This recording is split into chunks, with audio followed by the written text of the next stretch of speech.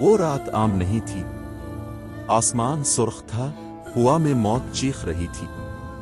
یہ وہ رات تھی جسے دشمن نے نام دیا تھا قیامت۔ ہر طرف آگ، ہر طرف چیخیں، اور درمیان میں ایک شخص جس کے لباس پر صرف ایک نام تھا، فارس۔ دشمن نے آخری چال چلی، بچوں اور عورتوں کو قید کر کے فارس کو دریا کے کنارے بلایا گیا۔ کہا گیا، آج تو تلوار بھی تجھے نہیں بچا سکتی۔ فارس نے تلوار زمین میں گاڑی، آسمان کی طرف دیکھا اور کہا، آج اگر میں گرا تو یہ نام زندہ رہے گا۔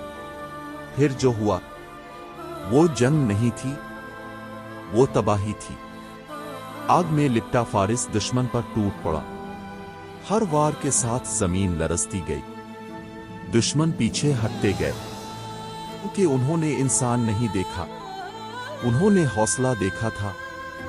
جب صبح ہوئی، دریا سرخ تھا، میدان خالی تھا، اور ایک نام ہر طرف گونج رہا تھا، فارس بن ہاشم، جو اکیلا آیا اور تاریخ بن گیا۔